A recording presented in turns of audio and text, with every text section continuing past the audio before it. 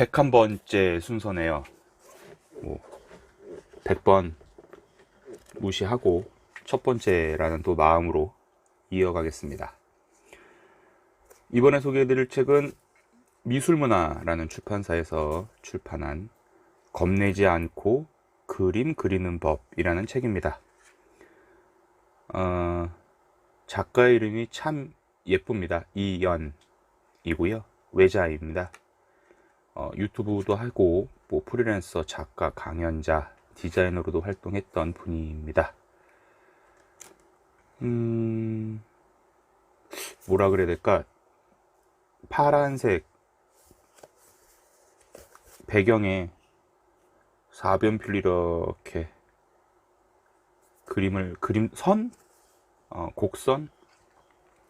곡선의 연속된 곡선 표지가 마음에 들었고, 책이 제법 두께감은 있는데 크기가 참 예뻐서 대출 목록에 넣었네요. 그림을 그리는 이야기입니다. 개인적으로 작가가 왜 그림을 그리게 됐고, 입시, 또 결국은 먹고 살아야 하니까 디자이너로도 일을 하고, 뭐 유튜버 등등 30년 남짓되는 작가의 여정, 인생 전체를 그림이라는 주제로 풀었어요. 어려운 단어도 없고 골치 아픈 문장도 없고요. 그렇다고 또 가볍지만은 않습니다. 작가의 특유의 성격, 정서들이 책을 한 3분의 1쯤 읽으면 스며듭니다. 수필의 느낌도 있고, 또 조금 전에도 언급했지만 그림이라는 주제 하나로 모든 것들을 풀어가다 보니까 사실 읽고 있으면 나도 어쭙지 않게 그림 하나 그려볼까? 라는 그런 동기부여도 되는 즐거운 책이네요. 저도 그림을 한동안 그리긴 했죠. 초등학교 때 친구들 따라 수채화도 그렸고, 운이 좋아서 제법 순위가 높은 상도 받아봤고요. 그리고 뭐 중학생 되니까 뭐 뻔하잖아요. 중학생들이 그릴 수 있는 그림이란 게. 근데 도무지 그런 그림을 그리기가 싫은 거예요. 미술 시간인데도 불구하고. 그래서 저는 그냥 죽자고 사변필 하나 갖고 제 왼손을 계속 그렸어요. 엄지손가락, 손톱, 뭐 손금, 블라블라. 그랬더니 중학교 미술 선생님이 하루는 슬그머니 저한테 그러시는 거죠. 미술로 예고 한번 준비해보지 않을래? 사실 그 말 들었을 때 되게 어처구니가 없었던 게, 제가 다닌 중학교에서 미술로 예고를 갈 그런 수준의 미술 수업도 없었고, 저를 포함한 우리 모두가 예고를 진학한다는 생각은 사실 단 한 번도 해본 적이 없던 그런 분위기의 학교였는데, 그때 미술 선생님은 무슨 영문인지 모르겠지만 아무튼 저한테 그런 권유를 슬그머니, 그것도 몇 차례 했었어요. 근데 뭐 저 역시 예고를 가고 싶은 마음은 1도 없었기 때문에, 이분이 미쳤구나, 젊으신 분이 교단에 선지 얼마 안 되셔가지고 학생들에게 허황된 뽐뿌를 하시는구나 라고 그냥 자평만 했고요.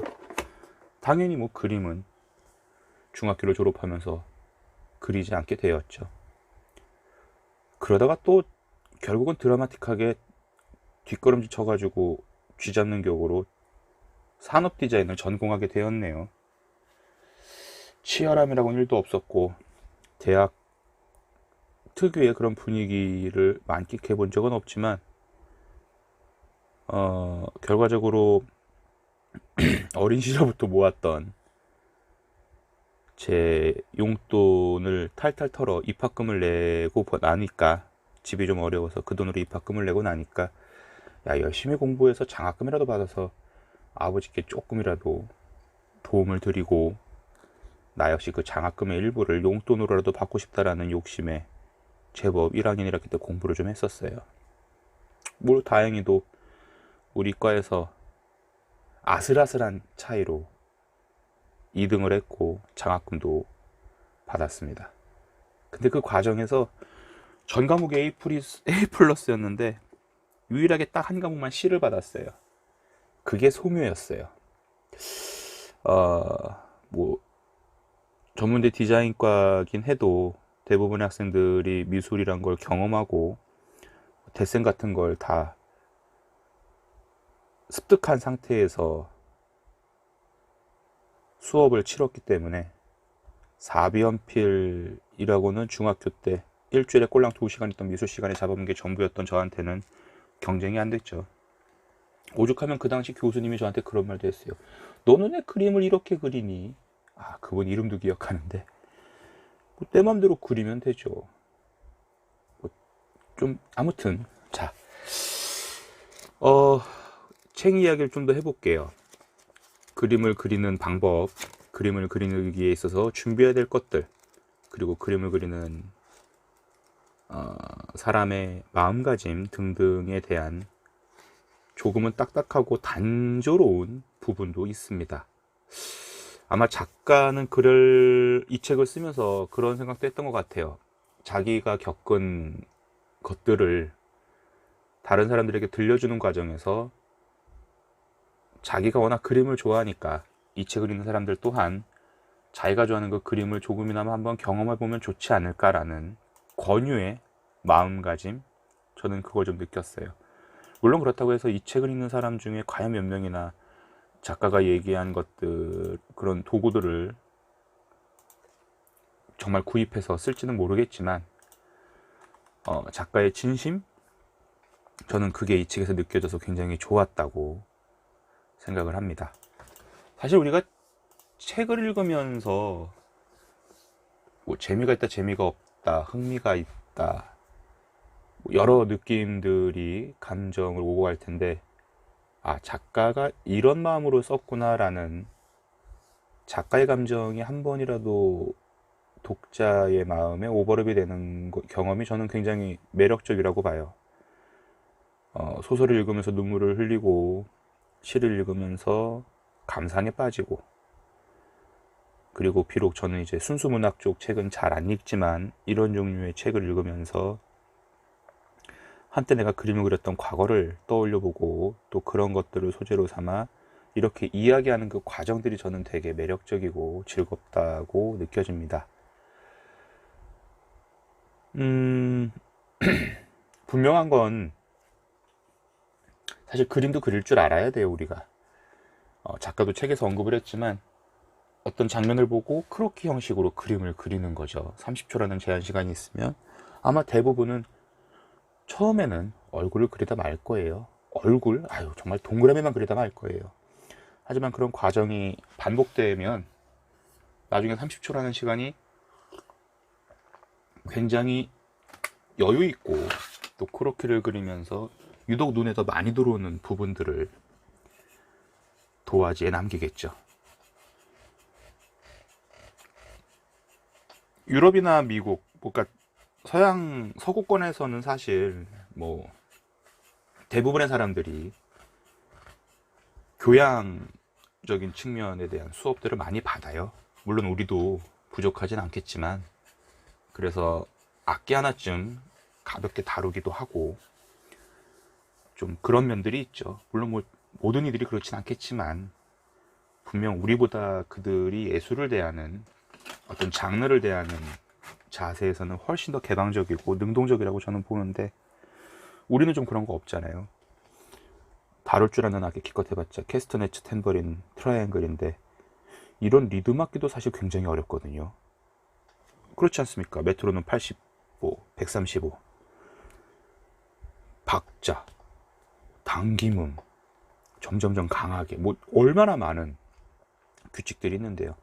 우리는 허나 그런 규칙들을 배제하고 멜로디나 화음 악기가 아닌 단순한 박자를 악기라고 해서, 뭐냐면 그림도 그릴 줄 알면 멋있다는 거죠.